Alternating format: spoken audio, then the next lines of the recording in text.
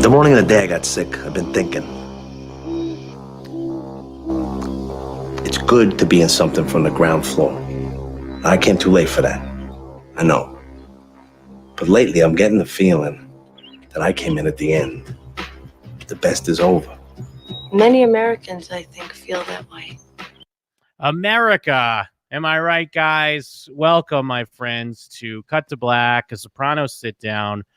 My name is Jim Scampoli, and I've seen every single episode of The Sopranos. My name's Jakob Burrows, and I've seen 1 episode of The Sopranos. Just kidding. I've seen 85 of them. But, if you're listening to this first, you came in at the end. The best is already over. Please go back and re-listen to our coverage of episode 1 of The Sopranos, which we recorded literally 2 years ago, Jim. It's been 2 years. Mad. Yeah, so I was re-listening to a little of that, and we're like, yeah, wow, we're going to be doing this through the rest of 2018, and then we're done. Or like we're kind of talking like how we'd be done. Mm-hmm. And then I think you have a comment like, but what about in 2020 when you're hearing it all in one go when the robots are there? And it's like, how little did we know? Yeah. Little did we know. And you did swear at the beginning of the first episode to only watch 1 a week and not go into the next episode till we discussed it. We maybe had to kind of cheat that a little bit sometimes. Sometimes we did have to record 2 a week just so we could stay ahead and not have so many breaks. If we can go inside a little bit. Yes. We fudged the numbers there, though I will say we've never done more than 2, and I don't think we've ever, I'm not sure, but I don't think we ever did like 2 that were at the end of a season. We always try to let me be able to speculate in the penultimate episode, just as we're doing right now, recording this in anticipation of doing the next episode on the final episode of The Sopranos. Yes. Yeah. Now, before we get into anything, we did get another email here I'd like to check in with from Brian. You can email us at showswhatyouknow at gmail.com. Hope you are doing well. Just wanted to take a moment and say how much I've been enjoying Cut to Black, as I've been a subscriber not too long after the initial few episodes. As much as it is a bummer that the show will be wrapping up the next few weeks, I'm still very curious to get you guys' take on the last couple of episodes. I am one of those fans who have seen the show many times over the years and thankfully got into the show from my parents during the 4th season, so I did have the luxury of experiencing it in real time.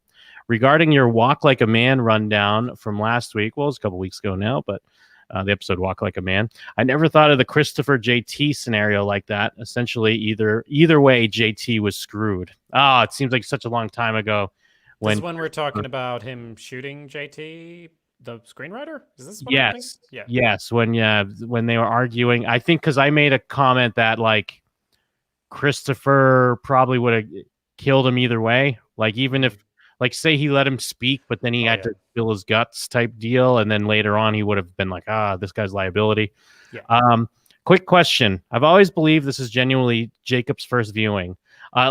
Almost like we're trying to pull the wool over someone's eyes. No, there actually are people who haven't watched The Sopranos. I know, it's weird if you're listening to this podcast. They might not seem to exist, or they're really annoying and they're around you all the time, like me.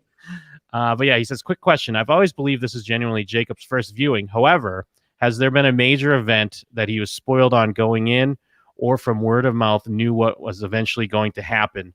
And I did kind of ask you this in our very first episode. And if I remember correctly, I mean, outside of the title, which the title of our show is Cut to Black, that is a notorious Sopranos thing. Mm-hmm. What was your knowledge? Did you know anything? No.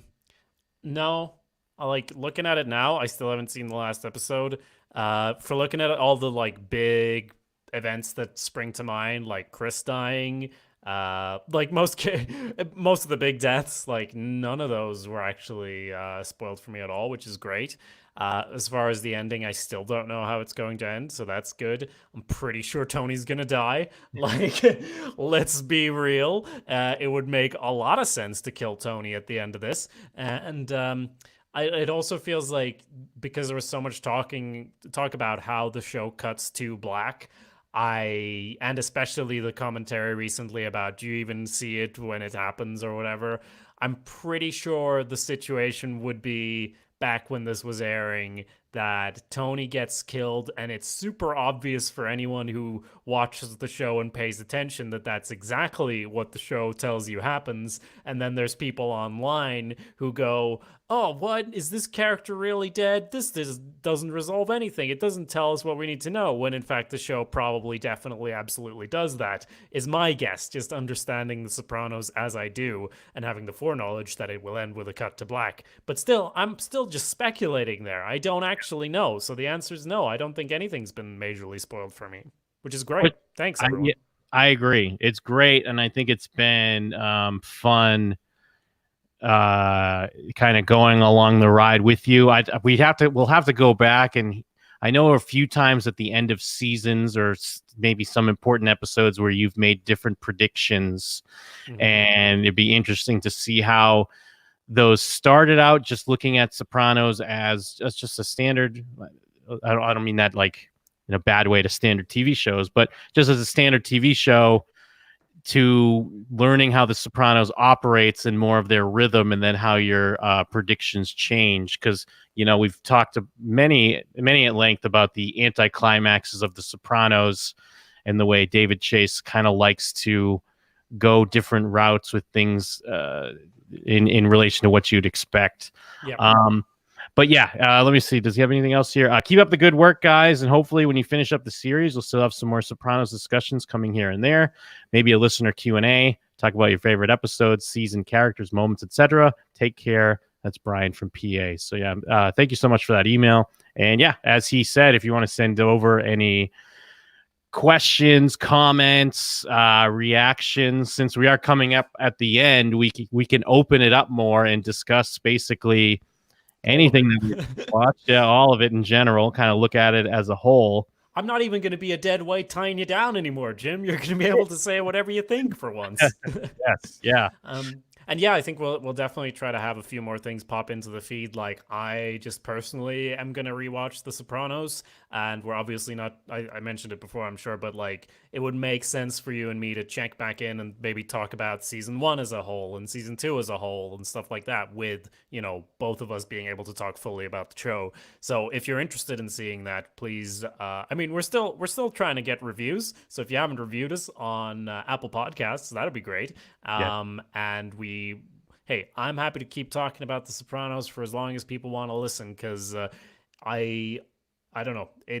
I feel like I get better at not filmmaking, because it's not practical. Like, we're just analyzing it or whatever. But yeah, it makes you think. It's not like a lot of other shows out there where you just slowly get depressed by how a show might be going or whatever. Like, I genuinely feel that there's so much to dive into here, and that's why our podcast and other podcasts discussing The Sopranos still feel kind of relevant, even like years and years after the show ended. Yes, yeah. And that actually kind of ties in again. This is probably something we'll touch on. Well, it's definitely something we'll touch on again after we discuss the finale.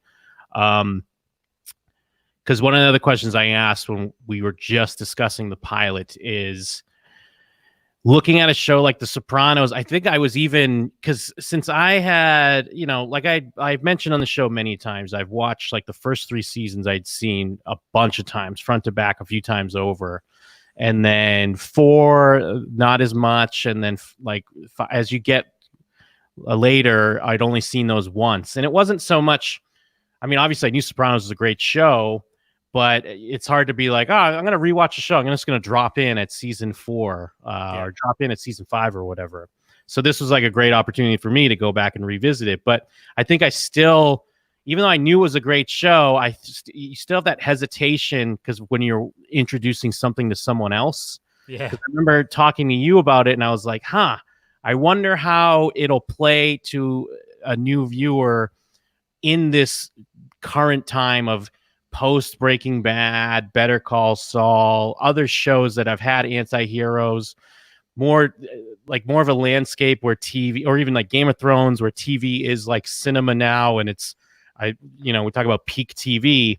I wasn't sure if it would still have the same impact, but now that we're 1 episode away from the end, what's your thoughts looking at it from like a now time frame and not having that, late 90s, early 2000s, nothing else is like this on TV? Yeah, it's something that I guess I haven't thought about that much, but getting to the end of it, like especially rewatching the first episode as we just did, you have to sort of imagine the time and imagine this coming out. And I can't imagine watching this when it was actually airing. I don't think I was ready, Jim. I don't think my body was ready. Yeah. Physically, I've still going through puberty, and I'm not sure. It's a great question, but it's also like even a lot of those shows you mentioned, or Breaking Bad, whatever, Game of Thrones, you can argue television is more cinematic because there's bigger budgets and like television is more respected as a medium, but still people tend to, even in like Breaking Bad, which is possibly my favorite show of all time, is one of my favorite shows of all time. Um, we have an anti-hero, but we still sort of build up and pay things off in ways that are very traditional. Where in The Sopranos, I wouldn't say it's like the main thing, but all the fuck yous that David Chase gives us as he's kind of negging us. Yeah. And like, what, you want to watch a show that's like this? Fuck you. You're watching a show that's like that. And that just feels, you really feel the hand of the creator behind the show in a good way, putting something together. So I don't know. I don't know how to like. I mean, it definitely holds up. Obviously, like I don't think there's maybe like a couple of things where you're like, this would have been different if it was made today. But it's really hard to imagine this coming out in the time that it did for me, having seen all of those other shows. If that makes sense. Yeah, no, for sure. And I guess the other thing that kind of ties into that question, does it live up to the hype of, sometimes when these things come up and everyone's like, oh, this is one of the best shows, you got to watch it. But if it is 20 years later and you watch it and you're like, hey, this was all right. Maybe at the time it would have been different. But I mean, I guess you said it holds up, but does it live up to what you would have, being an outsider, hearing like critics or awards, the way people discuss the show? It's definitely elevated for me by the way we've watched it, in that if I binged through it in a week or a couple of weeks, I definitely still would have thought it was good. But, you don't give it time to sit and sink in and you don't think about it as much. So at that point, I maybe would have just gone, yeah, great show. And I'll be excited about it for like a week and that'd be it. But just by virtue of how we've watched the show, for me, it definitely lives up to all the expectations, which again is enhanced by getting to share this experience with you, Jim, and everyone listening at home. So that definitely helps, but the show is, of course, the core of that. So for me, it's definitely lived up to what I expected. And I think I was definitely assisted as well by the fact that I didn't actually know anything about it. I just knew, mob show, everyone says it's great, critics say it's great, whatever. Like, that's pretty much what I knew. And it cuts to black. Yeah. I think that's basically what you say when in our first episode. It's like, yeah, I know it's like something to do with mobsters and crime, and then it cuts to black. And then we'll see where it goes from there. But also, I will say, getting into a little bit of this episode, watching the first episode, I can definitely be excused for expecting more of a, quote, standard TV show. Just the way they do voiceover in this first episode is so alien when he's in the therapist's office and, like, he's narrating his day. And I think maybe I talked about that when we talked about the episode originally, but it felt like such a TV framing device rather than this is the way we're going to dig into Tony Soprano's psychology device, Yes. Yeah. And it's, you did message me beforehand when you were watching this, and I remember kind of going back and rewatching like the first few episodes, like either getting ready for the last season or getting ready for the last episode when it was about to air. And it's so jarring seeing early Tony. Yes. Because never mind that, like, I think the pilot was shot like a year or a year and a half, or maybe even 2 years before they finally like aired it, because it's like, obviously pilots and getting picked up and then going into production and all that. But just that Gandolfini looks so physically different. He doesn't quite have, his voice is different when he's like, kids are trying to fly. Look at the ducks, they're trying to fly. And he doesn't quite have what he's found to be the Tony Soprano character. It's like, well, all the characters are a lot of different. I don't want to pick on Meadow, but like, her nose is different. She has a different nose. effect when she was younger. I don't know if that's natural growth or maybe some little snip snip. I assume was going under the knife. But even with those differences, the bones of it, and I guess it's because of good writing and being able to mine your ideas and tie it into the beginning. There's so many like through lines that come up as well that are like, oh yeah, this is like the foundation. This is stuff that we're going to be getting into for the next 6 or 7 years or, longer because of the breaks they had in between. Yeah, or 2 years in our case. Yes. Yeah, and something like I think you messaged me before as well when you were rewatching this, like before season 6 or whatever, saying that Tony sounds so weird, and I didn't rewatch it. And then, well, watching this now, I'm like, yeah, Tony is pretty weird in this, but only because you've grown to know him like as he is. The other big thing that really sticks out to you is, just like you said, that there's a lot going on in this episode, and something we've talked about, I think, in Cut to Black, but also in other shows that we've covered at showswhatyouknow.com.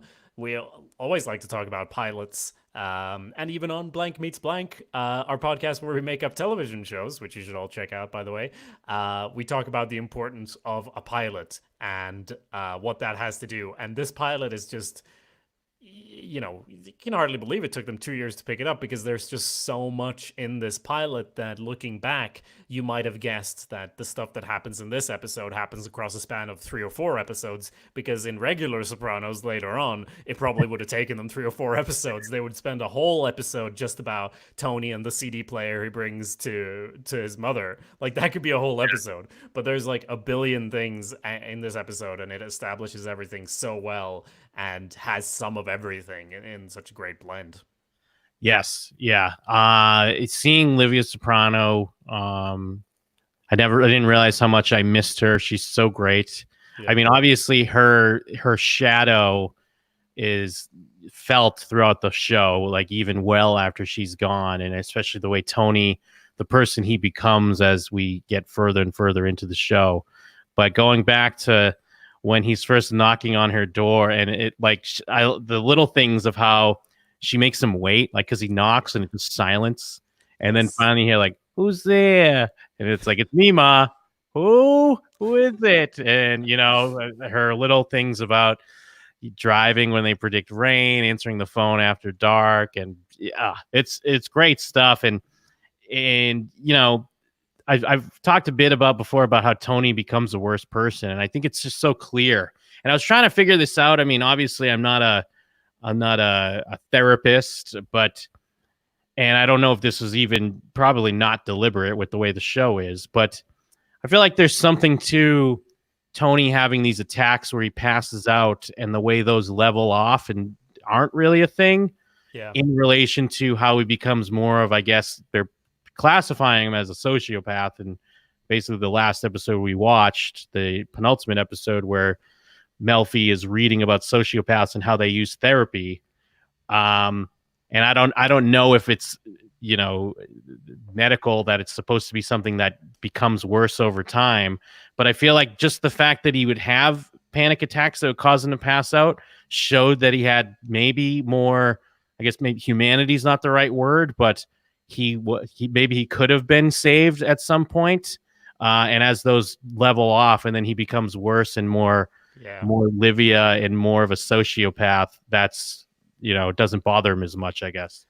Yeah, I mean, here he's the one getting the poor use, and later he's the one delivering the poor use, is one way of looking at it. I think, in the therapy scenes we have here, like, what a contrast, because he doesn't want to be there. He does storm out, obviously. So that's part of it. But it's just such a contrast to the last scene we watched in the penultimate episode with Melfi kicking him out of therapy because he's not, we got into it last episode, and then we have Tony here, like, having a genuine sort of breakthrough. But it's really interesting what you're saying about the panic attacks leveling off, because I think the panic attacks are part of a sort of dissonance in his mind between what he wants reality to be and what reality is and the conflict there, which I think is maybe especially illustrated with Livia Soprano in this one, because when he comes with the CD player, like not only does he bring the CD player and is like trying to make her life better and make her happy so that she can love him properly and he can feel loved, he also like does this weird thing where he tries to dance with her. And like in most other shows where you have a cranky mother or whatever, that she might like go along with that for a bit or something, but instead here she just totally rejects that. And it seems like a small thing, but it's such a pattern. Like she brings out food for him to eat because that's like a habitual sort of thing that she does, but she's not gonna let him have the moment of like, here's some nice music to dance to. Just have a like have it all turn really sour basically. And yeah, like there's just this conflict between what he wants real life to be and what it is. And then towards the end of the show, I don't know if he's more resigned or if he just has become one of the more sort of negative forces, the part of him that enjoys bringing pain to people, whether it be physical or psychological, feels like it's taken over. So maybe Melfi was right in kicking him out. Yes, yeah. And I mean, there's the obvious things, just kind of seeing everyone younger and realizing like how, like, it's a common thing with TV shows, especially when you have kids on there, because then it's like, holy shit. I mean, even look at like Stranger Things right now, and that's only what going into Stranger Things 4. And it's like, yeah, these kids are like 80 years old now. But, you know, seeing little pudgy AJ, Yes. Seeing little Meadow and how those tie in. I mean, we already kind of mentioned Tony. Just and little things too, like Silvio's not Silvio really in this. Like he kind of shows up, and obviously I'm not doing a cinema sins like, oh, look what they fucked up. It's just interesting to see that he's kind of like, hey, don't you know a guy named Artie Bucco? But when later on it's like, no, Artie's friends with Silvio. They've all went to high school together. They're all very close. And Silvio doesn't even really seem much like too connected to the crew. It's more wanders so like, up. Yeah. Yeah. It's kind of like they hang out at his club. He's a guy who knows who they are, and they hang out at his strip club, and he's somewhat involved, but not really. Well, though I do love the fact that when Tony collapses at the barbecue, he's the one who comes up with the fire extinguisher and puts the fire out. Yeah. So he was his number 2 in a sense, always looking out for the big guy. And then young Christopher, and hey, there they are driving. They're driving in a car together in this episode. Last episode they're in together. They're also driving in a car. It was planned from the start. Well, I'm always going to remember our description of like the Super Mario or Mario Kart behavior of trying to run this guy down. Like that's an image that definitely stuck with me. Like I didn't remember the CD player, but I always remembered, like I remembered it starting with him in therapy and the ducks and Christopher driving Tony and them beating up this guy. That's pretty much what I remember from the first episode. And those are images that stick with you for years. And it's a thing Chase brings up. I've seen him. Well, he brings it up on the commentary of this episode, and it's brought up in the Sopranos Sessions book. Is one of the music choices that he was always unhappy with is this chase scene where it plays like the doo-wop song. Like the coffee drops and then the doo-wop song plays. Yeah. And I guess it's always a thing that's nagged at him that he hates that choice. Okay. Does he say what he would like it to be? Well, in the book here, he mentions like, because they say, speaking of your interest in music, I remember only one time in talking to you over the years where you didn't seem happy with the musical cue you used, the doo-wop piece when Tony chases down Mahaffey in the pilot. And he says, well, it was Stevie Van Zant's suggestion. I like Stevie a lot. And of course, he's Stevie Van Zant. At first, it appealed to me, but as I kept listening to it over and over, it started to grate on me. And I thought, this is just what I don't want to do. I don't want to do a lot of Italianate music at all. I want to leave it open. Stevie often didn't agree with my choices. My first thing I thought about was I wanted the music to be the kind of music Tony would have listened to in high school. And that music's not great. So I ventured out from that, but there's still quite a bit of it. So I don't know if he's mean, because it is kind of like a very Goodfellas type choice. That's a good point, yeah. So I don't know if he kind of means like that, like it's a little too calling back to not as modern mafia stuff, like because those famous mafia movies, Goodfellas, Godfather, stuff like that, obviously they take place you know, whether Goodfellas, what, 70s and 80s or something, or 60s and 70s. And then Godfather's like before that, I believe. Other people brought up that like it's maybe because it comes off as too fun, and David Chase doesn't want Tony to be a fun guy, even though it is when he's happy. Yeah. I think it's interesting. I think it makes sense that he would feel that way, just having watched the show and trying to understand where he's at as a creator. It makes sense, but I also think it works perfectly for even just setting it up as The Sopranos. He didn't really know what, like, obviously he hadn't made it yet. He didn't really know what was going to happen in all of The Sopranos, and he did, like the way Gandolfini didn't know who Tony was completely, and us as the audience even less so. I get the criticism he would put against it from himself of it being like, it's like classic Goodfellas type move, but it just makes a lot of sense to start with that when you're going to go ahead and subvert it, right? Yeah, I agree, because I've heard some people, well, like in the discussions, they kind of refer to Sopranos, like the first season being Goodfellas Part 2, but it's like clearly they love Goodfellas. I mean, I forget how many people share the casting. We went over it when we discussed Goodfellas. Like, clearly that's a big jumping off point and a big influence. But yeah, I think it does work as kind of like, oh, this is kind of like Goodfellas, right? And let's ease you in with that, and then let's kind of start to separate and make our own thing. And one thing I never thought of before too is I always just assumed that this came out after Analyze This, but I guess Analyze This came out like 3 months after the premiere of The Sopranos, so it was kind of very much like around the same time. And that's De Niro being a mobster going to a therapist, but it's like a little bit more slapsticky and humorous. Yes. So trying to gauge like people's attitudes on like, oh, is this just that movie trailer I've seen in the theaters? It's on HBO? Is this a new comedy? And especially HBO kind of not being what it is now of, you know, prestige TV. I think they had Oz beforehand, which had a lot of critical acclaim. It never blew up as much as like The Sopranos or some of the later HBO shows, but they were still even just getting their footing as far as being a destination for like television shows. Yeah, I mean, and we talked a lot in season 1 about the comedic elements, and with that in mind, you know, you can understand that even more, that there might be some like, oh, it's a gangster walks into a therapist's office, you know, it's a setup for a joke. But like there's other bits like that as well that I'm like, wait, like it feels a bit more enhanced than later episodes in certain ways, like when Meadows climbing back into a room and Carmilla just immediately goes to a pillar and takes out a huge gun. That feels like not a thing that Carmilla in a later season would necessarily react that way, but that we're having that in here to show that this isn't your normal family type thing, if that makes sense. It's fairly broad. Like it's a broad joke because it's like it's almost like Silhouette. She comes out with this big assault rifle. But yeah, it is kind of laying the seeds of the different type of family we're dealing with here. I mean, but they still have a classic line. I think it's when he's in therapy. It's one of those like what is it, malaprops, where Tony says something wrong that I've been loving that they've been doing in this recent season we're discussing, where he calls himself, I think, Hannibal Lecter. He's like, oh, you'd think I'm Hannibal Lecter over here. Very good.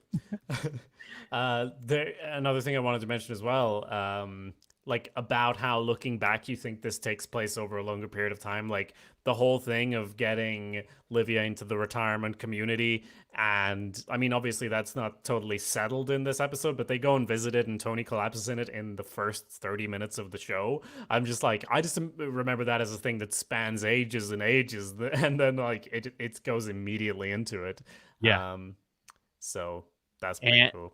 And of course, you know, the running things with, you know, he told my girl cousins that I'd never be a varsity athlete. Yes. It's so great to hear it in the first episode, or, you know, Gary Koopa, the strong silent type.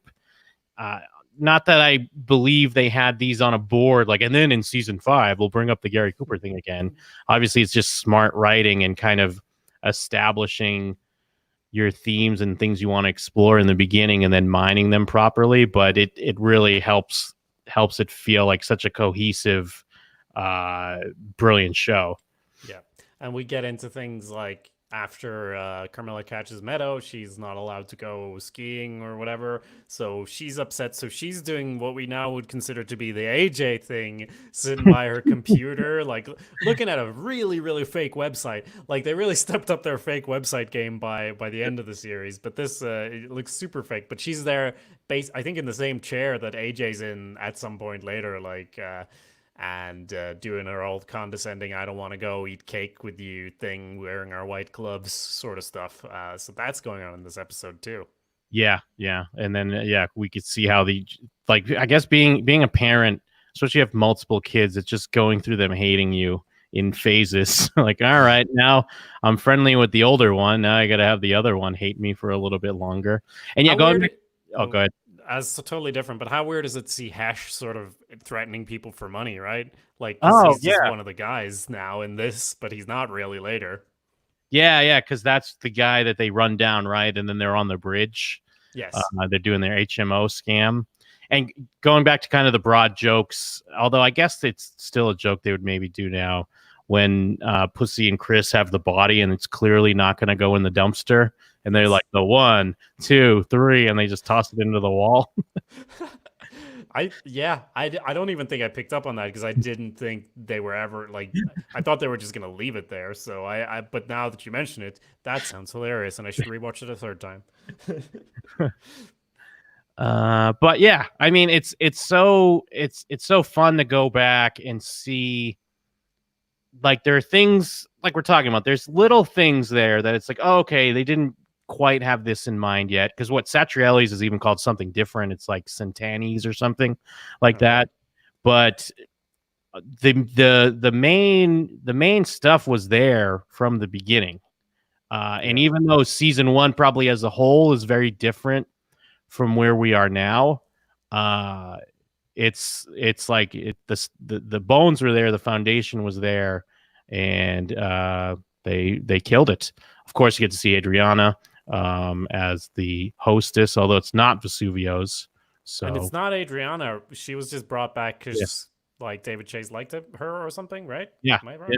Yeah. She's just hostess, and they're like, oh, we could use her in the other episodes, and then history was made. Yeah, and we've mentioned how like we've gathered sort of tidbits throughout by attending Wikipedia, as I'm sure we all have. I'm really glad I was careful with that, because like on the Wikipedia page for this, it says like, Little Pussy Malanga, the man Uncle Junior wants to kill in Artie's restaurant, is the same person for whom Junior mistakes Tony when he shoots him in the season 6 episode Members Only. That's right there on the Wikipedia.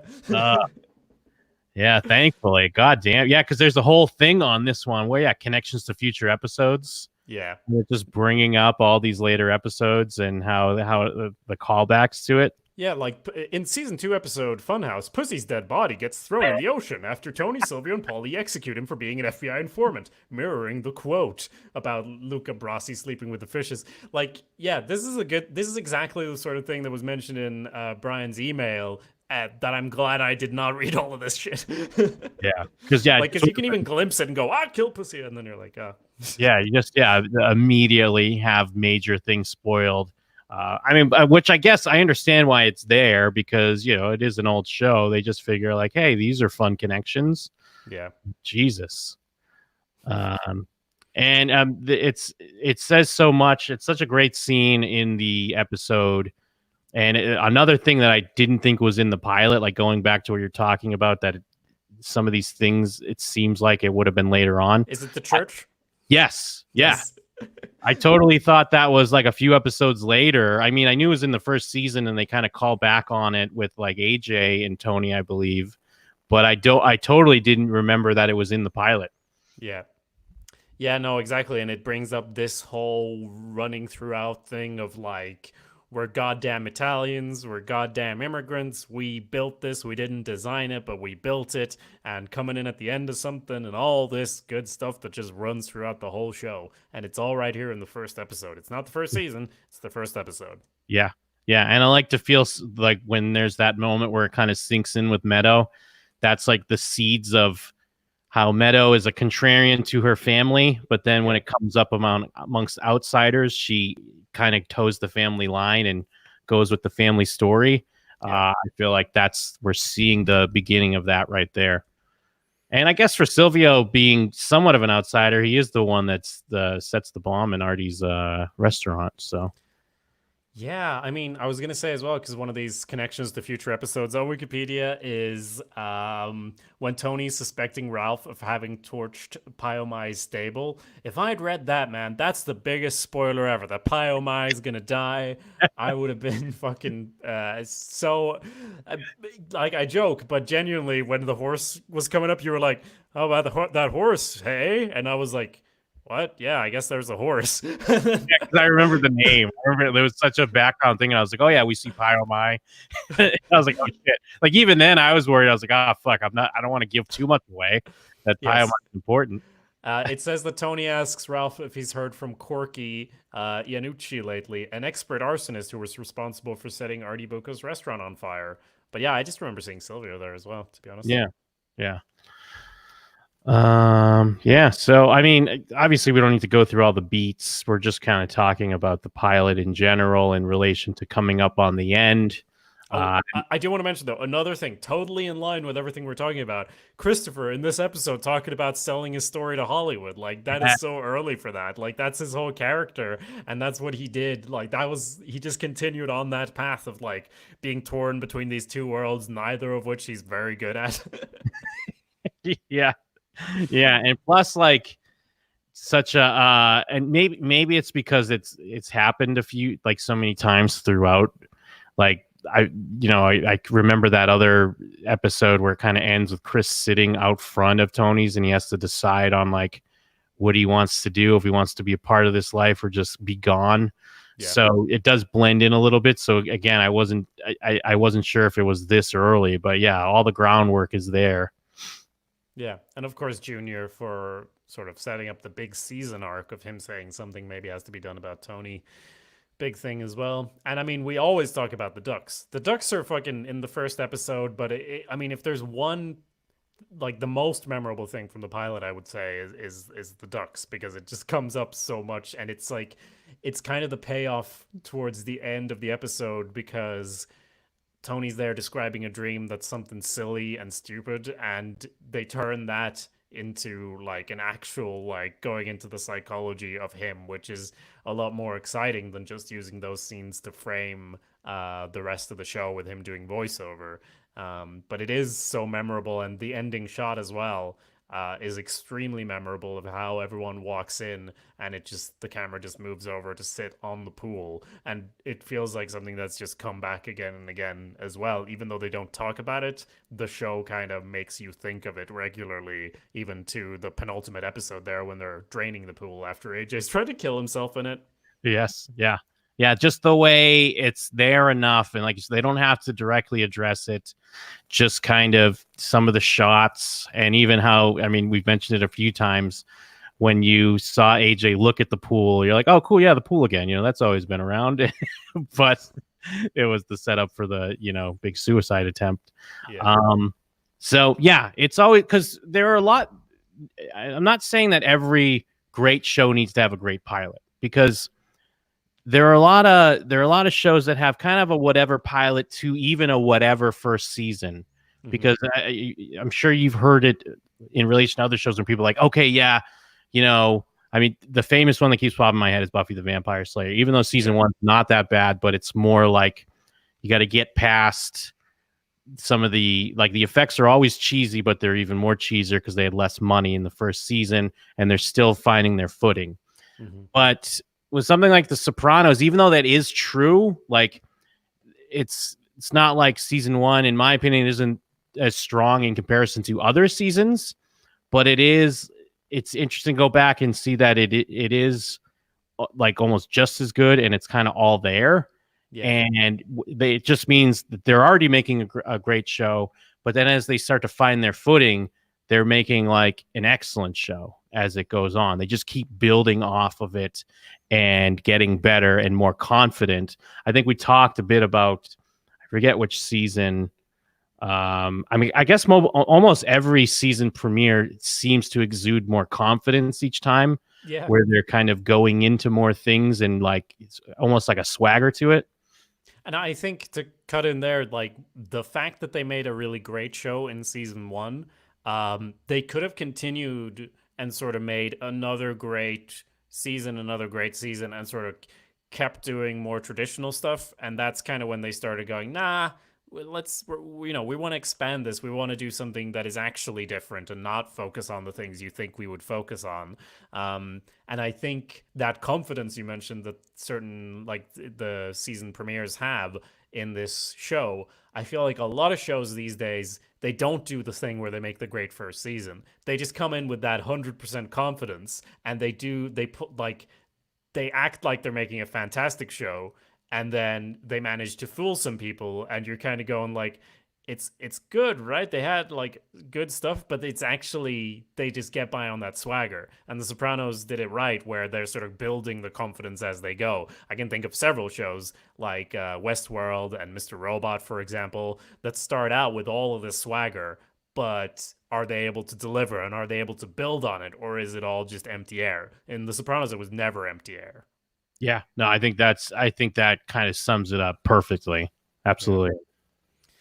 Right. Well, if you have thoughts on The Sopranos, you probably know by now, but you can send them to showswhatyouknowshow@gmail.com, and we will see how we do things. I'm sure we'll do a pretty long episode on the finale. Maybe we'll hold off on feedback and thoughts and do another episode with just that, a shorter one. So if you want to send in your thoughts for us to discuss, please send them to showswhatyouknowshow@gmail.com. Beyond that, you can always find our other coverage of other television shows like Mr. Robot and Westworld at showswhatyouknow.com, and we also talk about shows we like. Jokes aside, those are fine sometimes. But yeah, so beyond that, what else can we recommend, Jim?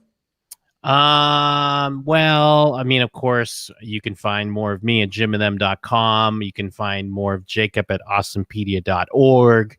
We've mentioned we have other shows like Blank Meets Blank, and we have shows like Real History. Those are at showswhatyouknow.com. So, I mean, we're steaming out content. Steaming?